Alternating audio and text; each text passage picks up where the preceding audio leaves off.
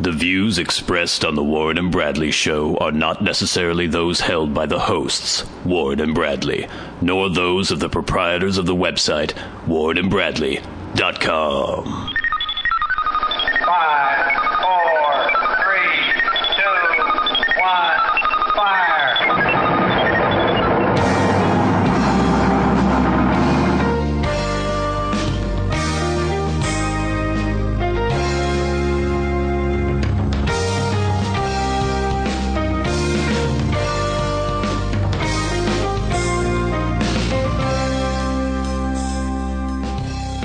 Let's make some magic.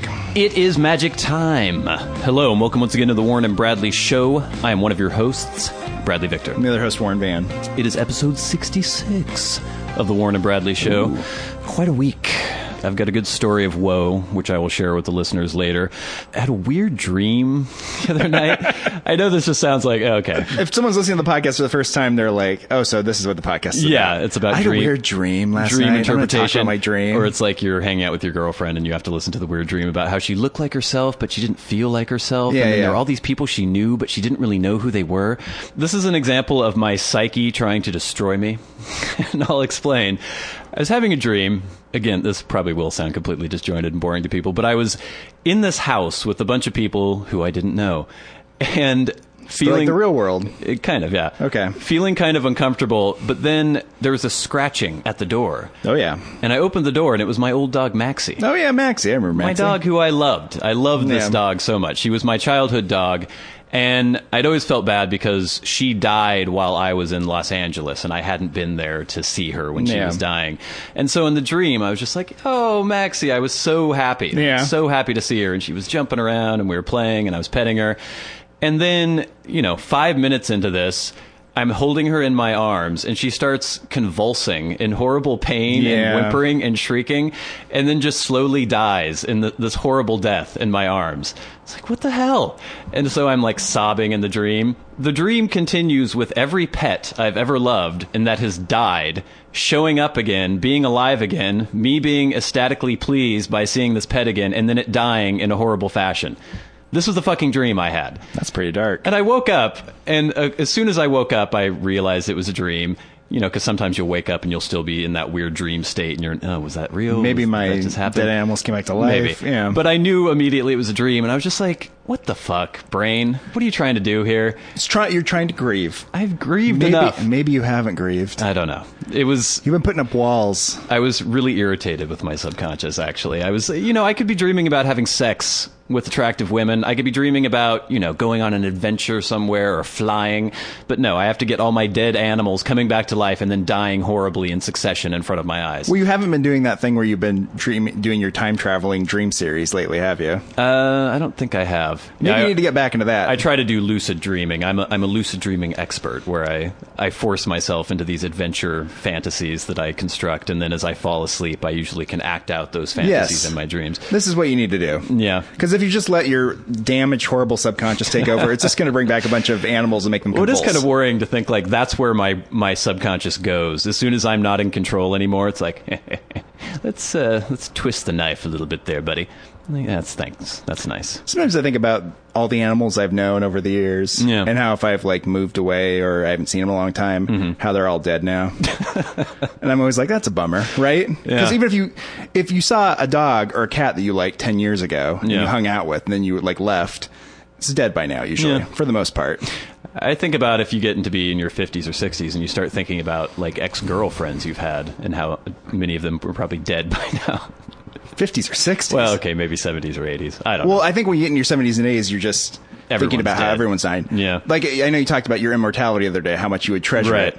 But as far as I can tell from the old people I've known, the longer they live, the sadder and sadder they get because everyone keeps dying. And then they stop, I know my grandfather, before he died, he stopped going to funerals. Right. So it's just all you do is go to funerals. I've known some old people to be slightly pleased by the fact that they've outlived everybody. Well, you might be that kind of creepy, weird old person. Maybe, but if I have who doesn't treasure his relationships with others, but just wants to triumph and dance on over in their graves. What was I doing? Oh, yeah, I was doing cartwheels while you were shitting in your colostomy bag. That's right. You're like, aha, I'm still alive. And it's like, yeah, it's a big success. That's not very nice. Okay. The other day it was raining like a bastard.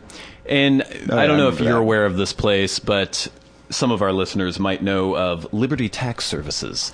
It is a business... What, are we calling a business out? We're calling out. It's a business in Bellingham. I know you couldn't have been getting your taxes done there. No. They pay people to dress like Lady Liberty. Oh, yeah, Lady yeah. Liberty, sorry, with a sign, and they force them to dance around on the street corner with a sign. They're not forcing anyone. They're paying meth heads to dance on the corner. Yes, but most of the people I see dancing on the corner are like teenage girls. Okay, Runaways. So I don't think so. They just seem like the same kind of kids who are holding the Domino's sign. Well, the people who are holding the Domino's sign or the Little Caesar sign just look like tweakers to me. They're just like spazzing out on the corner. Well, okay, so on one hand, yes, they're providing jobs for people who maybe you think they're tweakers. Maybe they wouldn't normally get a job. I think of them as just like teenagers who can't get a job at McDonald's or something. But anyway. A teenager who can't get a job at McDonald's is basically a tweaker. But that being aside, the fact that maybe they're helping the economy. Yeah. When I see a poor 16-year-old girl dressed in a foam Lady Liberty headdress holding a sign, and it is fucking monsoon outside, and they're in this bedraggled costume, sort of dancing around on a street corner, that does not make me say, oh, I want to get my taxes done at Liberty Tax Services. It makes me want to take a fucking cinder block and throw it through their window. But you think if people who have that job enjoy it? No. I've always got the sense, the guys that flip the signs for the pizza places, that they think they're really cool. Someone this last week was showing me like a YouTube video of someone who was flipping one of those signs and was doing all this crazy stuff. They were sliding over, it was sliding over his back. He was like throwing it in the air and everything. It was really impressive. Well, maybe there are some artistes, and that's the outlet of their creative energy. They think they're really awesome, and they got like their like club music going, and for the on their most headphones. part, they all look really miserable to me. And well, they are miserable people, but it's the same way with you hear some obnoxious radio ad, and it makes me never want to patronize that business. You know, it's publicity isn't always good, and advertising, just getting your name out there, isn't always good. Okay, there's the thing I don't understand about advertising. Is I was watching a basketball game the other night, and it was brought to you by Reese's Peanut Butter Cups. Oh, yeah. There's a lot of Reese's Peanut Butter Cups advertising going on at that point. They're no doubt spending millions of dollars on this. Right. At this point, everyone knows, right? I've known about them for a long time. Is there anyone that's at home watching that is aware of Reese's Peanut Butter Cups, or is eating me a Snickers and is like swayed in some way? I don't know. I mean, obviously, advertising is a huge business. It must work, right? I'm sure they've done tons of research on it. Oh, and, boy. A train break!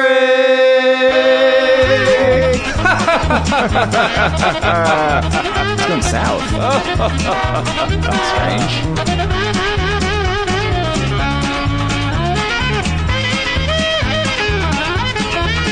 This is a train break.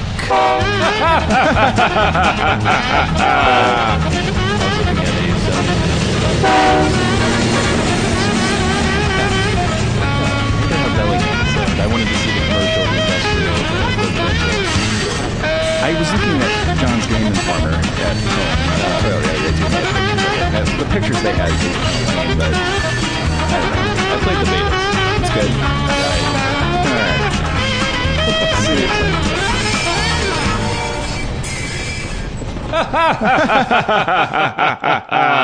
Another excellent train break. What were we talking about? Advertising? Yeah. I'm assuming they've done all sorts of analytics and everything, and they know that these things work, supposedly. It doesn't seem to work on me. But I guess everyone would say that. I guess everyone says that too, but really, I don't buy any of the things I see on TV. The only time advertising would work on me is if I had a hankering for something and I didn't know that a certain product existed, and then an advertisement brought that to my attention, said, look, this is what you want right now. Yeah. And I would say, okay. But if I know about Reese's Peanut Butter Cups, I like Reese's Peanut Butter Cups. If I see an ad for Reese's Peanut Butter Cups, it doesn't make me any more likely to buy them. Do you think it plants something in your brain that makes you want to buy them? I don't know. I don't feel like it does. When I rarely eat candy, but every once in a while I'll get a hankering. And if I go to the grocery store, there's a big candy aisle. I look around and I'm like, what am I in the mood for? Maybe some Reese's Sticks. And you've maybe experienced all these candies before, so you have an idea of what they are. Right. It's not like you're being introduced to them. The fact that I had recently seen an ad for Reese's Peanut Butter Cups won't make me more likely to buy those, I don't think. You know what's not going to make me likely to buy them is those white chocolate ones. That I don't know if they're still around, but... That's not a good idea. Oh, just looking at the picture of that, it looks like a peanut butter cup that has leprosy. I don't like white chocolate anyway. White chocolate's gross. Yeah. It's nauseating. Dark chocolate, on the other hand. Dark chocolate's good. I'm a milk chocolate man myself. And that's how you make a podcast, people. Okay, Warren, here's something you might find interesting or disturbing, depending on your I'll point be of the view. judge of that. I was speaking with my older brother the other day. He was complaining about how hungry he was. Yeah. And, I don't know, it was noon or something. I like the idea. And you guys are so poor that he's like so hungry he's complaining about it. It was just that he was like, oh, I need to have some lunch. Yeah, I'm yeah. starving. And he said the word starving. And I said, starving? Really? Oh, yeah, I hardly had any breakfast. Like, oh, what did you have for breakfast? I had an egg, some toast. And he starts naming off this litany of shit he had for breakfast. And it's only noon at this point? And it's only noon at this point, but he's starving. Yeah. And he has to eat.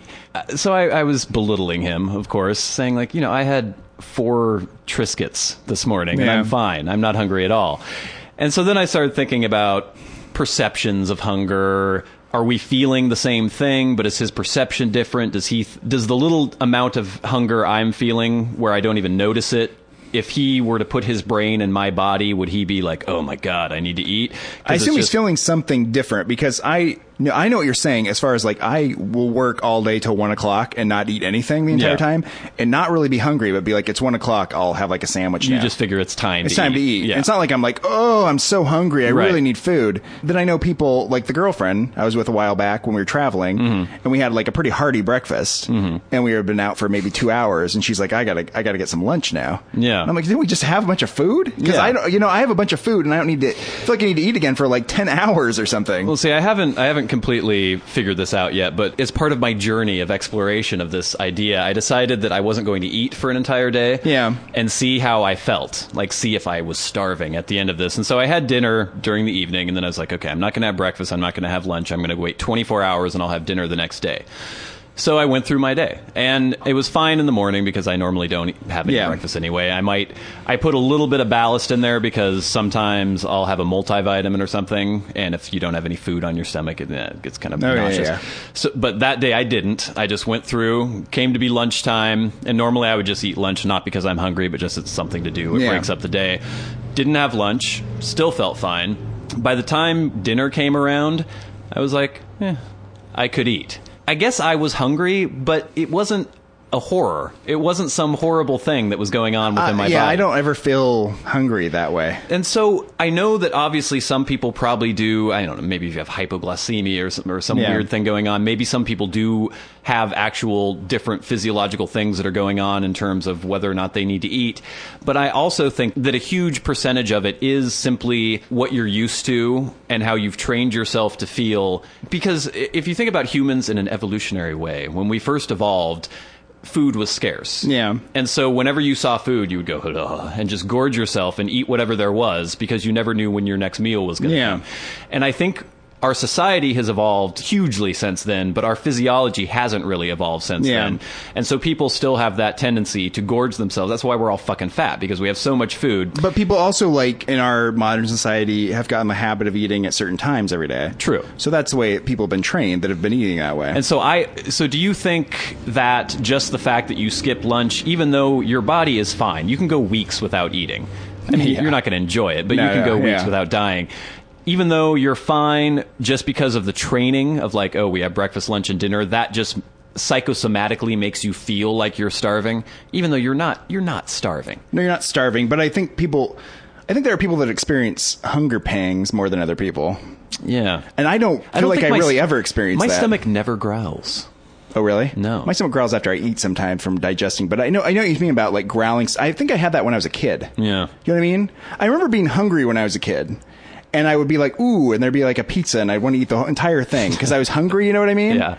I don't think as an adult I ever feel like I'm really like, ooh, I'm so hungry. It's just like, it's time to eat, so now I'm going to eat a bunch of food. Well, there's still a lot of people in our society especially who they don't feel sated unless they are bloated with food. Yeah. And I hate that feeling. I eat until I don't need to. And it's not even as though I'm satiating some urge because I don't really feel the urge to begin with. So I just think, okay, this is an appropriate amount, and I will eat this, and that will make sure that I have enough energy to do what I need to do for the next few hours. But your relationship with food is different than like a lot of people though too, because you don't seem to like food that much.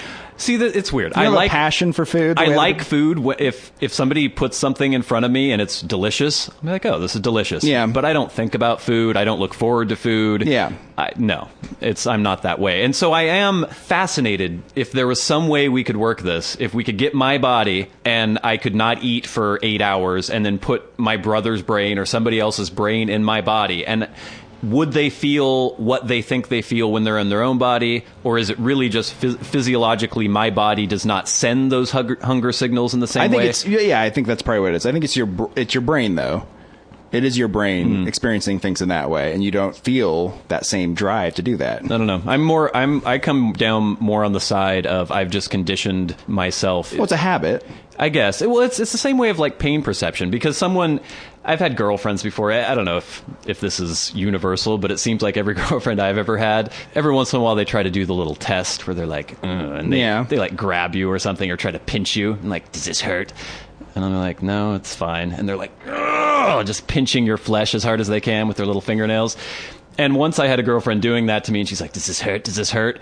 And I guess technically I could say, well, yeah, maybe it hurts a little bit. But to me, it's not that big of a deal. And so she got to the point where it actually broke the skin. And she went, oh, and freaked out. It's like, why didn't you say anything? And then you do it to them. You like barely pinch a little bit. And they're like, oh. And so that's a perception. I mean, I think we're feeling... But that's a perception, but it's like, that's just the nature of being like a human. Yeah. And certain people dislike things more than other people. Yeah.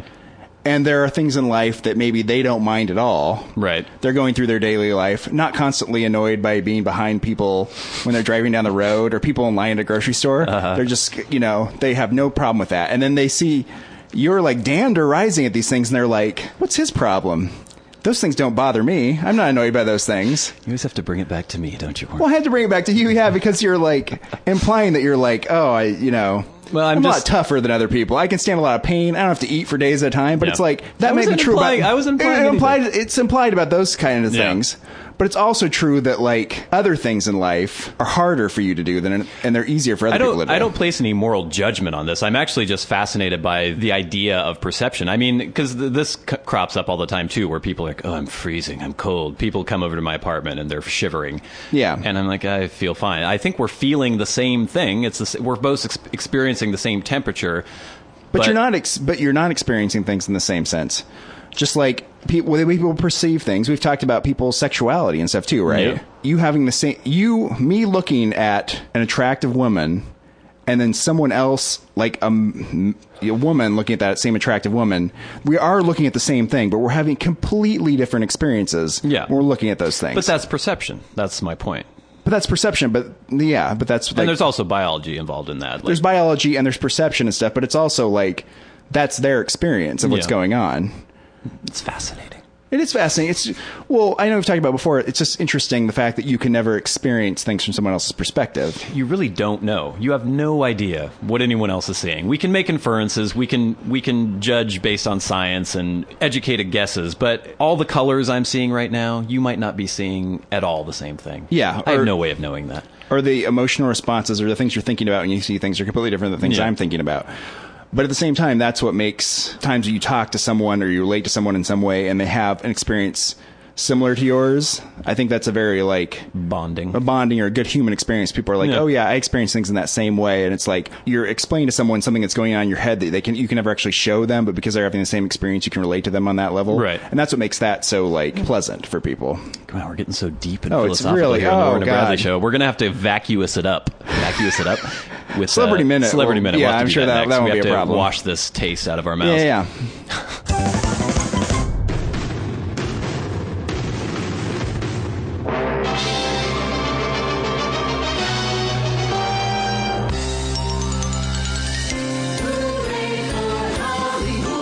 Celebrity Minute on the Warren and Bradley Show.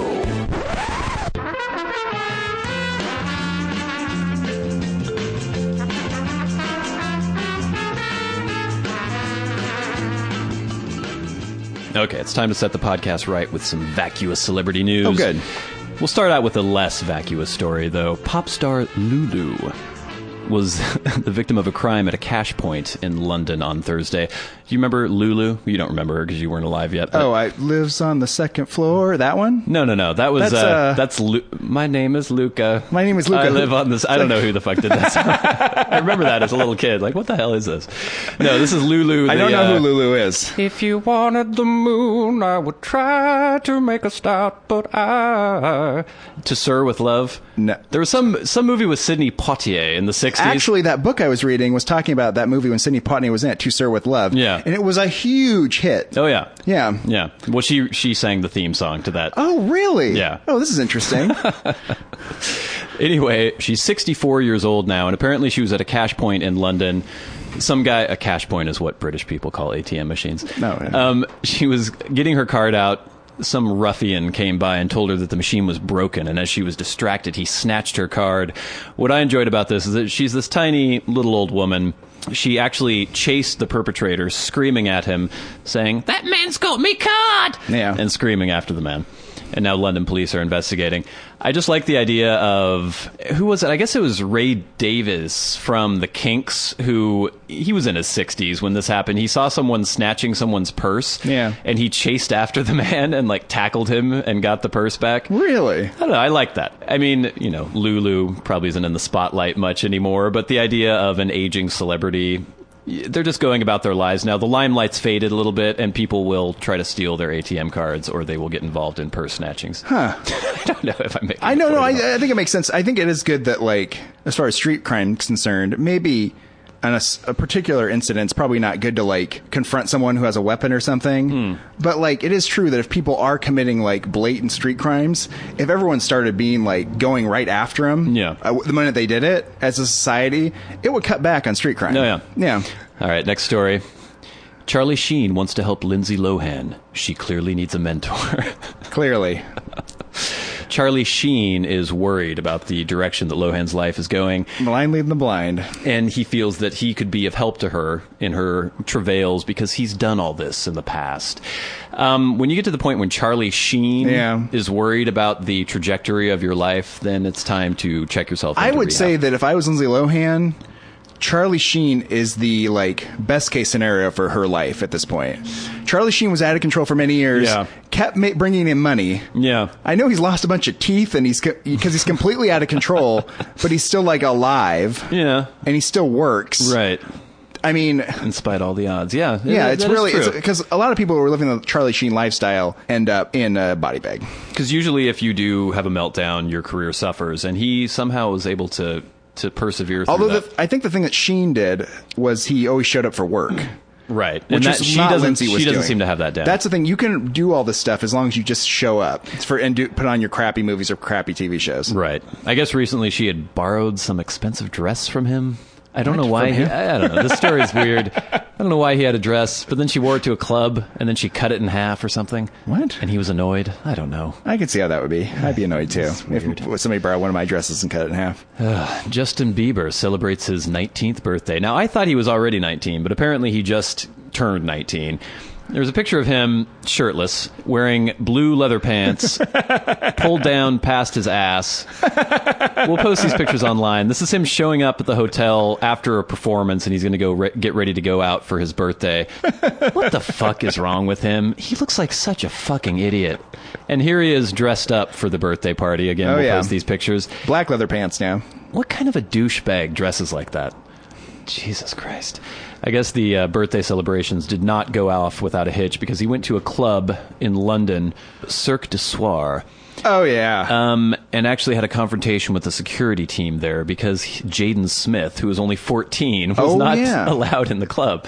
Why is Will Smith letting his 14-year-old son party with Justin Bieber at a London club? That's a good question. Isn't that weird?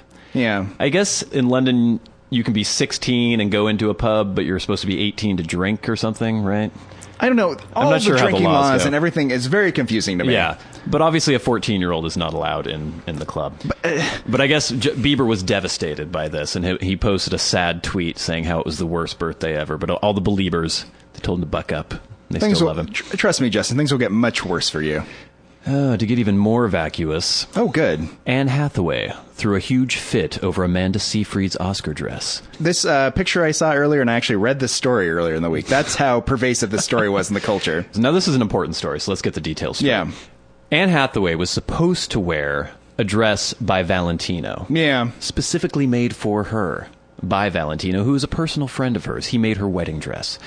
Now, it was a beautiful, lacy, nude dress. I don't know what that means. A nude dress? Nude. I guess you can see things. Oh, a little diaphanous. Or maybe it has some sort of like body stocking, peach colored. I guess we'll never know. I don't know. But apparently it was very beautiful. Yeah. And it's very important that she was going to wear this dress. During the rehearsal, she asked Amanda Seyfried what dress she was wearing.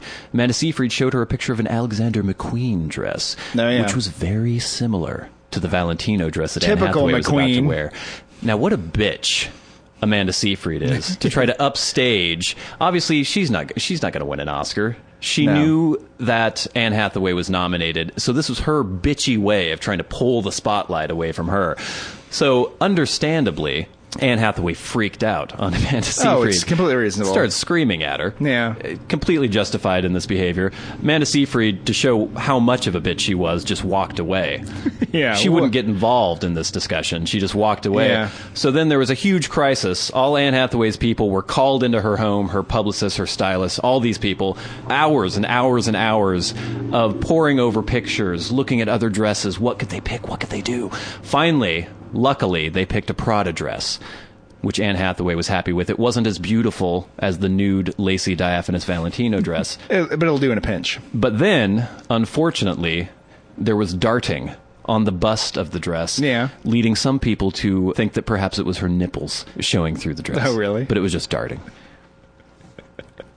So luckily, she found a dress. She looked beautiful. She looked great. She looked radiant. Next story from Us Weekly. Sean Diddy Combs confess, I used to be a bedwetter.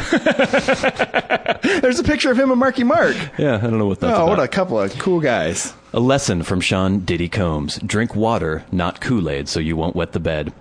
He was on the Ellen Show promoting... How is that related? Well, you'll see. He was promoting his launch of a new water brand, Aqua Hydrate, with Mark Wahlberg. No, this is all just a way to, launch a brand of bottled water? It won't make you wet the bed. Quote, one thing I want to say, I grew up as a Kool-Aid kid, never drank water. I used to pour a half a pound of sugar into the Kool-Aid. Besides it having me bouncing off the walls, I used to be a bedwetter. Okay, I guess I'm confessing that I used to be a bedwetter. I went on this quest to stop wetting the bed, and the first day that I had a sleepover and didn't wet the bed, I was like, one of the greatest days of my life. It gave me a swagger that I have today because I stopped wetting the bed. There's something about sugar that makes you wet the bed. I don't know what scientific basis he has for this. So to all you boys and girls out there, as Muhammad Ali used to tell you, brush your teeth. I'm telling you to drink water, okay? It'll stop you from wetting the bed, and you won't be embarrassed in front of girls at sleepovers. It is better to drink water than to drink Kool-Aid for you physically, but I don't think it's related to wetting the bed. Well, water will also make you wet the bed, but there is something to be said. Sugar will dehydrate you. And it seems counterintuitive, but the sugar actually pulls more water out of your system because it takes more water to yes. Well, like if you drink a metabolize the sugar. soda, it's not something that you should be drinking after a sporting event. Right. Yeah. Because actually it takes more water from you to process like what's alcohol. in the soda. Yeah. The caffeine, alcohol, sugar. So perhaps there's some slight scientific basis for this, but... I think that's pretty tenuous. Is this also some sort of racist story? Because everyone always has the idea of the purple drink or the Sunny D. That's all black people drink. If a white person had been talking about him drinking Kool-Aid, it would be a big story, but it'd be because it was a racial stereotype. Yeah. Speaking of the Oscars, I did not watch the telecast. I don't know if you did, Warren. IT guy John's girlfriend and a friend of hers were over watching it, and I would occasionally pop into the room. I saw the Jennifer Lawrence fall. I just happened to be in the room for that, and I just look and see what's going on now. And it went on for hours and hours and hours, and they're like nothing. Yeah, just commercials and then somebody singing. I never watch them. I find it interminable. Yeah, but apparently Seth MacFarlane's hosting gig was not without controvery. Some people thought he did a good job. Some people thought he was racist, sexist, and homophobic. Well, I think that's what people thought of him beforehand.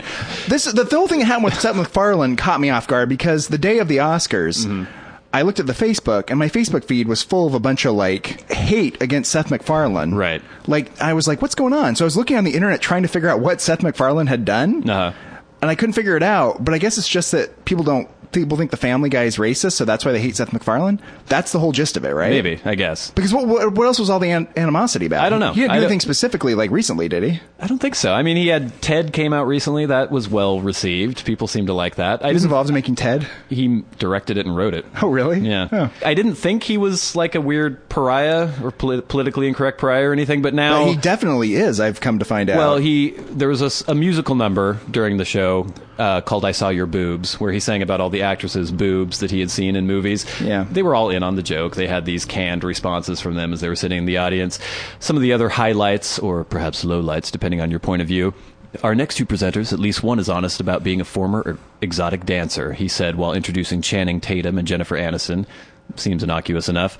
He also said, we have finally reached the point in the ceremony where either Javier Bardem, Penelope Cruz, or Salma Hayek comes on stage and we have no idea what they're saying, but we don't care because they're so attractive. It's fine. Those things are fine. I think if Billy Crystal said those things, nobody would have cared. Nobody would care, but this is him being racist, apparently. This is the story of a man fighting to get back his woman who's been subjected to unthinkable violence, or as Rihanna and Chris Brown call it, a date movie. I find that amusing. I don't know about anybody else. To give you an idea. It's not fair to be... Okay, people, it is not fair to be angry with Seth MacFarlane. Chris Brown is the person who beat Rihanna. Yeah. Let's not forget that. Seth MacFarlane is not the person who beat anyone.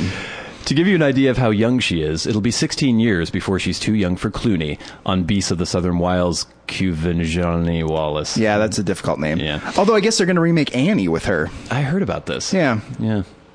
We'll see. I don't care. Does that movie need to be remade? Is anybody clamoring for an Annie remake? No. The sun will come out tomorrow. Talk about something that I feel like was around a lot when I was a kid, that I haven't heard a lot about recently. I would prefer her to a freakish ginger prancing around with a perm. When talking about Zero Dark 30 and its real-life protagonist, Maya, played by Jessica Chastain, he said, the film was a triumph and also a celebration of every woman's innate ability to never let anything go.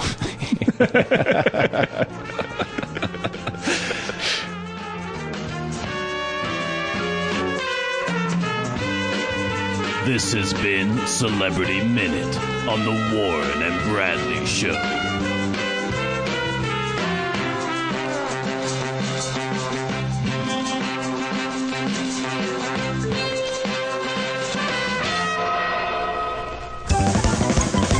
You know, Warren, it's been a while, but why don't we do That's What Men Are Like? No. Say they love you, now they want sex, but then they leave you when you gain a little weight, but it's not your fault, 'cause sodium makes you retain water.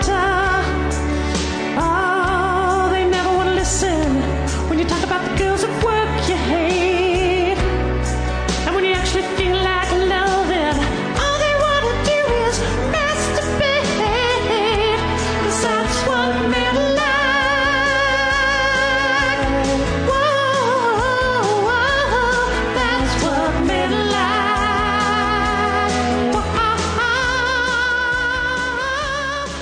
The dulcet tones of Rhonda, Rufus McKay's old lady.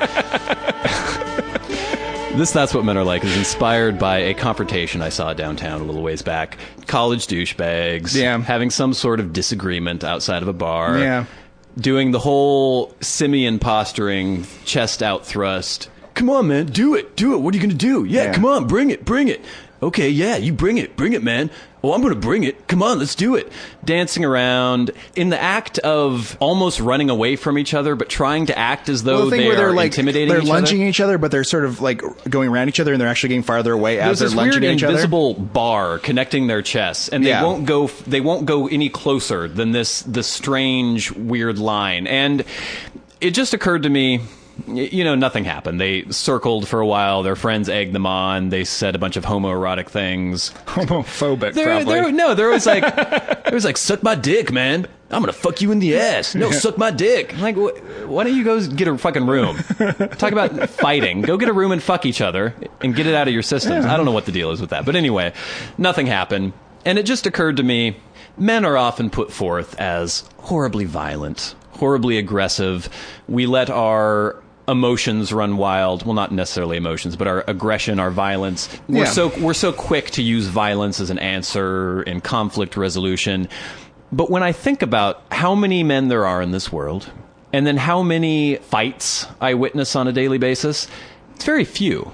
I see tons of disagreements. I see tons of arguments. But in all 9 times out of 10, 99 times out of 100, you can tell that these men do not want to get into a physical altercation. No. They want to appear as though they're willing to, but they don't actually want to go through with it because getting punched in the face hurts. Yeah. And more than even getting punched in the face, punching somebody in the face hurts. How many times have you punched somebody in the face? I don't think I've ever done that. Really? No. No. It hurts. It hurts your hand. Yeah, I know. I've hit like walls and stuff. Yeah. Skin, all the skin off your knuckles gets ripped off. You get horrible bruising. You can hardly move your hand for days. I know in Hollywood's, there's a lot of violence in movies and TV shows, and there's a lot of punching, and that never comes up. No. And only in like, occasionally they'll show that and somebody will be like, ow, and they'll be like, that's a joke, ha ha ha ha. But yeah, hitting something with your fist really, really hard, it's mostly just bone. Well, that's why boxers tape the fuck out of their hands and wear gloves. Yeah. It fucking hurts. And beyond that, most people don't want to get into a violent altercation. Most people are frightened. Most people are... Beyond frightened, it's just like potential of injury to both you and the other person.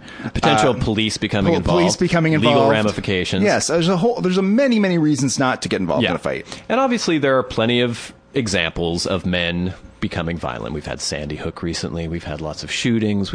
There's tons of cases of domestic abuse, all sorts of things. And usually if violence is perpetrated, it's usually a man who is perpetrating that violence. Yeah. But considering the fact that especially men from the ages of like 17 to 24 are simply a shell for testosterone to reside in, the fact that we very rarely actually lash out and beat our fellow humans, I think is something to be celebrated. It's a tribute to socialization. I think it is. I would say that. We are insanely amazing in our self-control. Yeah, but that's just a function of like the consequences, right? Now, this isn't to say to all the women out there to start testing us.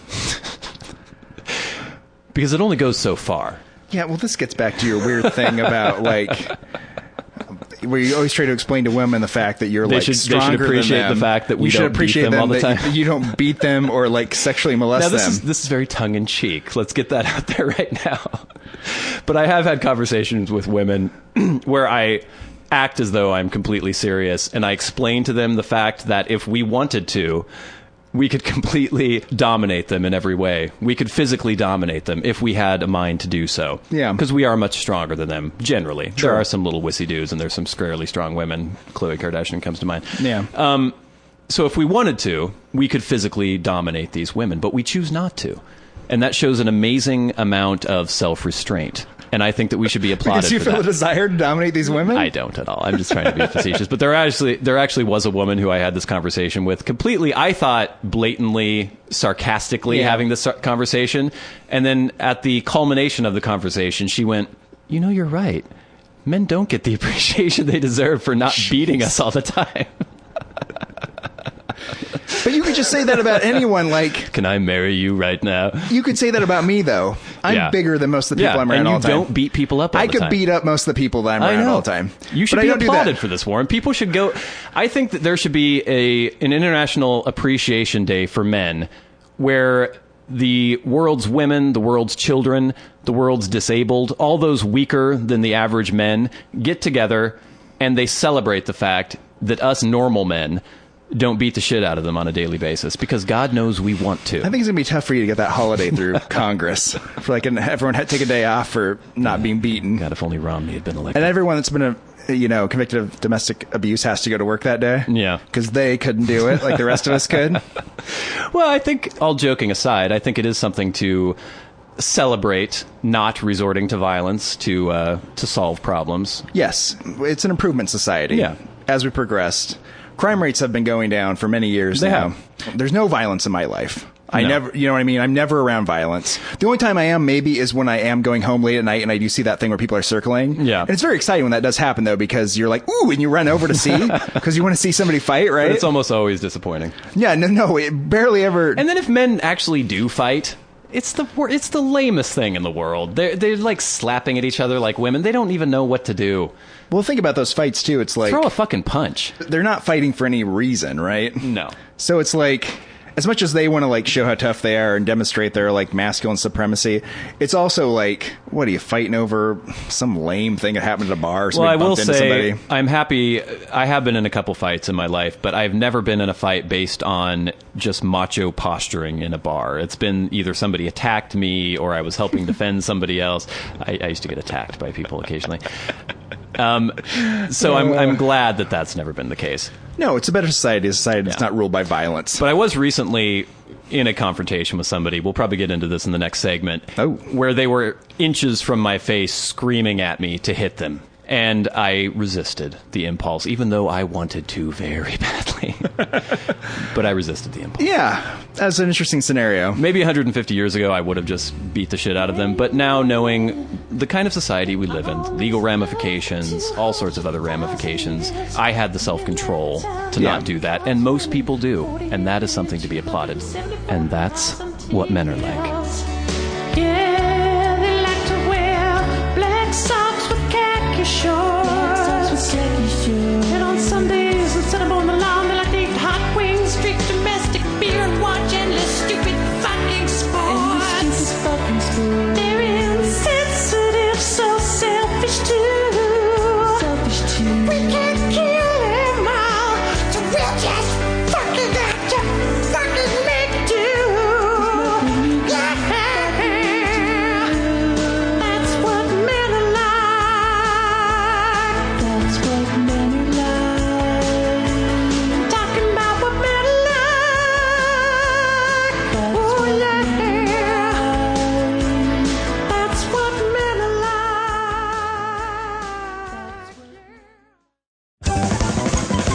like. Okay, so something's been happening this week, and I've been debating as to whether or not I was going to mention it on the podcast, but it involves my older brother and a crazy psycho roommate that he had, and he gave me the go-ahead to talk about it on the podcast, and I think maybe we'll be able to draw some things from this. Maybe it'll incite other discussions.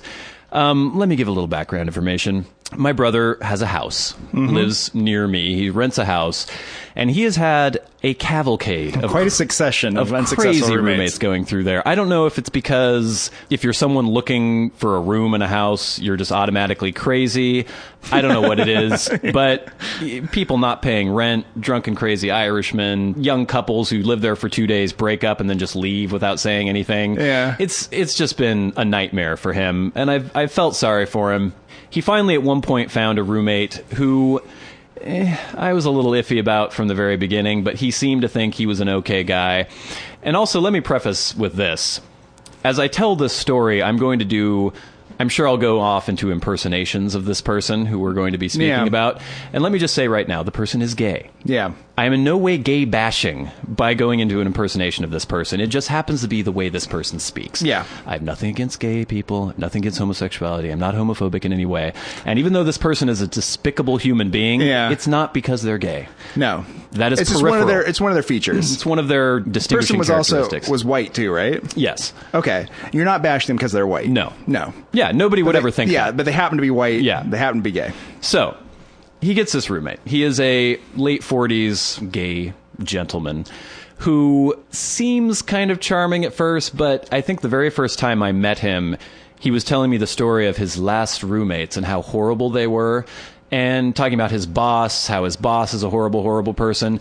And right off the bat, you know when you have people who are constantly telling you how everyone's fucking with them? Yeah. And you start thinking... What is the common issue? You are the common denominator in in all these stories. So maybe not everyone else is crazy. Maybe you're the fucking crazy one.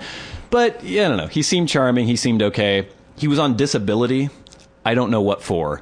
But he didn't work. He made jewelry or something. Yeah. He sat down in the living room and made jewelry. He was on disability. He seemed perfectly physically able, but I don't know, whatever. Well, maybe the things that are upcoming in the story are reasons for disability. I don't think it was for any mental issues, which he will later display. So basically, this person moves in, seems to be going okay, but slowly, as this guy was living there, he started kind of taking advantage. He'd be bumming cigarettes all the time, borrowing money from my brother. My brother would go out of his way. He went and got him a stereo from work and did all these things like, I'm going to help you out. He'd start being late on rent, late on bills. My brother would let it slide. And then when it got to the point where my brother would ask him to do something, like maybe he had left a mess in the kitchen or something, and say, could you clean this up? He flipped the fuck out at him. Just freaked out, screamed, started just yelling hateful, horrible things at him, and was, I'm out. I'm moving out. Next day, comes back. I'm so sorry about that. I just lost my temper, and I'm really sorry. That'll never happen again. If it were me, I'd be like, no, just go. Yeah. You're out. I don't want to live with somebody who seems so unstable and unhinged. Yeah. My brother let him stay. Things get worse. I would go over to my brother's house and see the living area that the roommate lived in. It was always just trashed and looked horrible. He started just throwing cigarette butts in the backyard. He just started throwing his trash in the backyard. It started getting worse and worse with the bills and with the rent. I think the straw that broke the camel's back was that my brother came home and there was flour strewn all over the kitchen. One of the dogs had gotten into some flour. He did not clean it up. Yeah. And there were footprints. After he had seen the flour, he walked through the flour and then just walked all over the house with the flour everywhere. Yeah. My brother very reasonably asked, why didn't you just clean it up? Yeah. Not my fucking dogs! Flipped the fuck out again, started screaming, going insane. To the extent of, this person is frighteningly insane. Like, I don't know what this person is going to do. Just shrieking, losing all control. And so that was it. My brother's like, okay, you're... yeah, it's probably time. End of the month, you're out. Yeah. That's the way it's going to be. They developed in this relationship, or lack of relationship, where no words would be spoken. My brother would leave notes like, the rent is due, you haven't paid me rent. He would write back, fuck you, asshole motherfucker, and like write on these notes. Started bitching about the condition of the house when he was the one who had created the conditions that he was living in. Then one day my brother comes home. He vandalized the inside of the house. He wrote all these hateful, horrible messages all over the house to the prospective new roommates, telling them, this place is a fucking dump. This place is a dog toilet. I think one of my brother's dogs had like shat on the floor once or something. Just vandalized the house. Yeah. I heard about this. I wanted to go over there and kick the shit out of him. My brother convinced me not to do this. It's like, we don't want a confrontation. It's like, well, what did you do? Did you do anything? It's like, no, I just went upstairs. I didn't want to deal with it. So this little fucker vandalizes the house, and then he just sits on the couch, and when my brother comes in, he's like, what are you gonna do? Like, it just made me want to beat the living shit out of him. Yeah, that was, when I was hearing this was going on, I was like, this is probably a time when you can resolve things with violence. And I, you know what I mean? Yeah. That was my inclination, too. I was like, well, this can be dealt with. Well, it's like, so what are you gonna do? This guy is absolutely unhinged. I don't know if he's even actually gonna leave. Is he gonna get his shit out of there? He decides he's going to go to the police. I'm going to be reasonable. I'm going to go within the law and try to see what I can do. Police won't do anything. No. So legally, he didn't really have any recourse. And so he came to me saying, I want you to come over with me. He was going to organize some people. He was supposed to be out on a Thursday. We're going to get some people over on a Friday. If he hasn't left, we'll get him out. We'll get all his shit out. So I want you to come over with me a couple days previous to tell him what's going on. And again, I don't know if it's just that he wanted me to take some of the heat off of him during the confrontation or what. We show up there. I see the state of his living area. It's fucking disgusting. I see the shit he's thrown all over the backyard, his garbage, his cigarette butts, the kitchen. Just the state of everything is disgusting. I see the graffiti all over the walls where he's just saying the most horrible, hateful things. He's sitting there with this little smug smirk on his face, sitting on the couch. I walk in, he says nothing. He doesn't acknowledge the fact that we're in the house. I survey the damage, and I turn to him and say, what the fuck is this? He says nothing. What was your fucking plan? And then he just loses it. Yeah. He's up off the couch. He's in my face. He's inches from me. I'm gonna fucking die, fucking motherfucker. It's none of your fucking business. What business of your... This is my fucking brother's house, you asshole. This is why it's my fucking business. I am a very calm person. I don't lose my temper easily. I don't yell, usually, ever. This is one of those situations where I think for a while I tried to be reasonable. And obviously it's kind of like, as we've talked before about Chief Wiggum trying to talk sense to the crazy homeless person. It's that situation. This guy is unhinged, and there's nothing I can say that's going to penetrate. He's probably mentally ill. There's something going on. So in some ways I'm thinking I can't hate this person, but I also have a visceral reaction to some raging queen inches from my face screaming at me. I wanted to pummel the shit out of him. I wanted to break him over to my knee. I wanted to take every bone and snap it it. Yeah. I wanted to just beat the living shit out of him, but I did not. I tried for a while to maintain my composure. My voice eventually increased in volume because his was at such a huge volume I couldn't make myself heard. It got to the point where he was calling me a hipster doofus. That was the like worst. Kramer? Yes, that was the worst insult he could come up with. Well, you're just a hipster doofus. It's like, oh my god. Yeah. Oh, you've read me so well. Yeah. What am I going to do now? And I think I called him like an aging, decrepit queen or something. Again, just stating facts. And he's like, suck my dick, asshole, and all this shit. Got to the point where I was getting so irritated with him. He jumped up off the couch, was screaming in my face. I was like, sit the fuck down right now. Or what? Just sit the fuck down and get out of my fucking face. Or what are you going to do, asshole? What are you going to do? Suck my dick. Come on. What are you going to do? I will. And I was right to the point of threatening him. And then I realized, I can't. Yeah. I can't threaten violence. I can't perpetrate any violence. He noticed my hesitation. It's like, what's the matter, pussy? Hit me. Hit me. Come on, hit me. What are you going to do? See what happens. See what happens. I'm disabled and I'm gay. Oh, you're going to gay bash a disabled man? Come on. See what happens. Oh, my God. I was so annoyed with this person. Finally, I don't know if I was intimidating enough or he just ran out of steam. He sat back down. I reiterated what was going to happen. And again, do we understand each other? Yeah. Fine. Got up again. Talked about how he was going to shit on my brother's belongings. He's going to shit on his pillow, shit on everything. Began pulling his pants down. Oh, yeah. There we go. Is he going to shit right now? Is that what's going on? No, he just mooned us. Finally, I'm like, okay, this isn't getting us anywhere. I said what I came to say. Start trying to leave. Fuck you, motherfucker. As I'm about to go out the door, like a little parting shot. Yeah. So I turn around again. Shut the fuck up.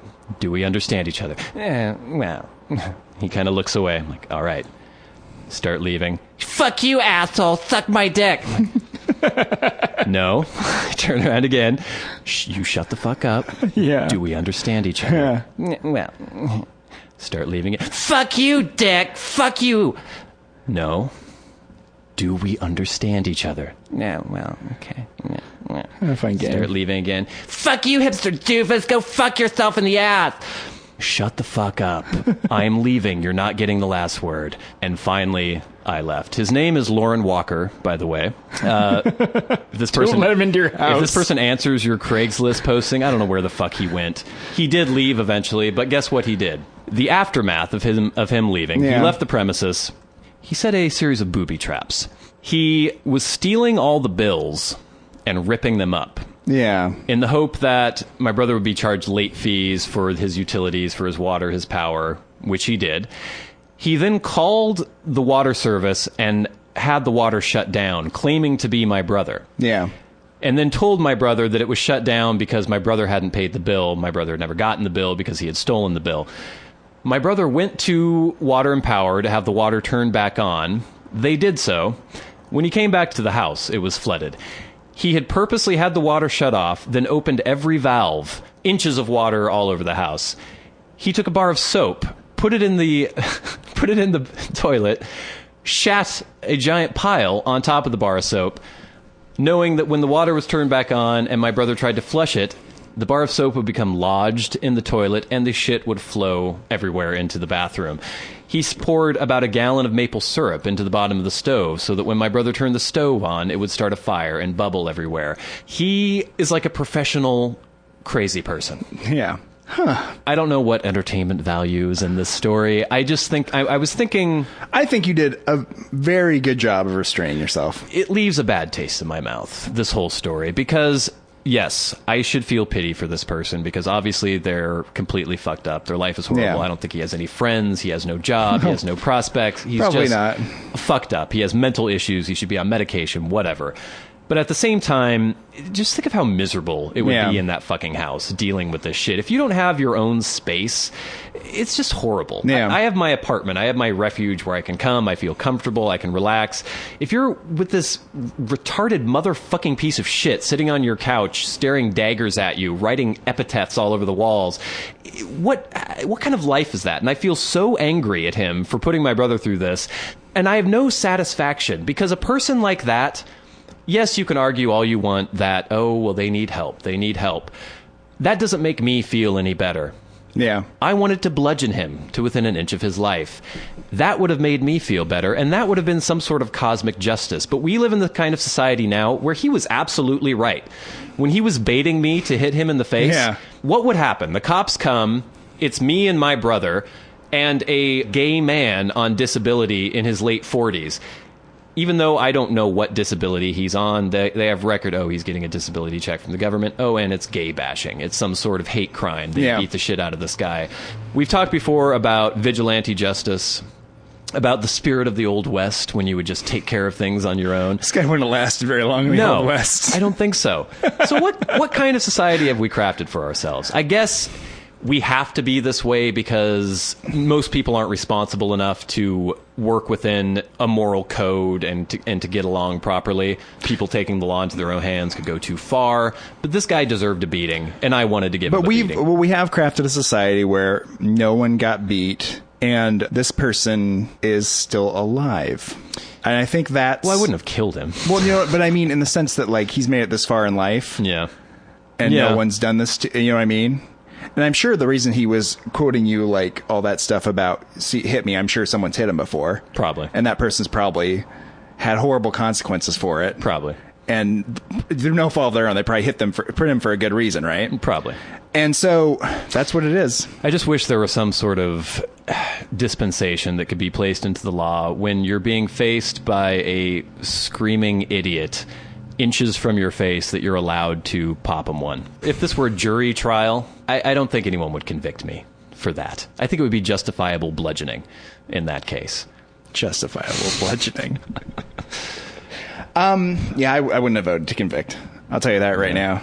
So how would you have dealt with this any differently? I hope I would have dealt with it in the same way as you did. I don't get in situations like this because I don't think I would have dealt with it the way you dealt with it. Yeah. I might have dealt with it in a different way. And that probably would have been a really bad thing for me at this point. But it's like, that was the way you're, at that point, that's the way you deal with it. You got to. I guess it just leaves such a bad taste in my mouth. Oh, yeah. Yeah, it's not the satisfying conclusion.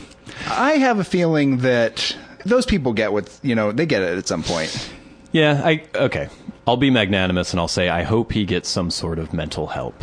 And maybe his life will get back on track. I hope he does too, but I think, like, if the situation arises again, he ends up with someone who maybe isn't as tolerant as you guys, and he's given a severe beating, I'm not going to feel really bad about that either. Yeah, it's universal karma by that point. At that point, it's like, that's the way it goes. So I guess the story proves our That's What Men Are Like segment. Me showing an amazing male ability to restrain my violent impulses in the face of overwhelming provocation. And that's this what guy, Brad is like. And this guy, who's completely out of his mind, still knows enough to, like, never, like, punch you or hit you, right? Oh, yeah. Exactly. You know what I mean? He'll do anything. Just completely freak out, vandalize, go completely insane, but he won't do that. Yeah, I that did kind of occur to me. If he had done anything... Yeah, he would have been... That's what I... you would have been hoping for that. That's where the self-control ends, Well, and the other thing about that is, though, that's where, if he hits you... Yeah. Game on, game on. You would hope so. Yeah, that's the way it works. But I could still see, I have no faith in our legal system. All right. Well, that was a tale of woe for our listeners on the Warren and Bradley Show. What a dark story. Yeah. Anyway, hopefully my brother will find a roommate who isn't certifiably insane and he can actually have a pleasant life. Yeah, that'd be nice. All right, so I guess that's enough time for the Warren and Bradley Show this week. Just reminding you, do not rent to Lauren Walker, a middle-aged, queenie gay man. This has been one of your hosts, Bradley Victor. This is your other host, Warren. Saying... Don't rent to that guy.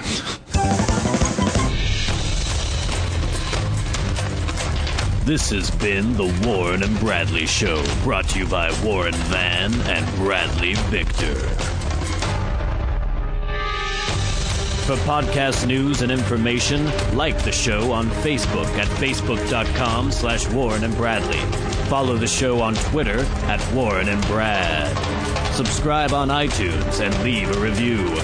For episode archives and episode pictures, go to warrenandbradley.com, and to contact the show, write to podcast@warrenandbradley.com.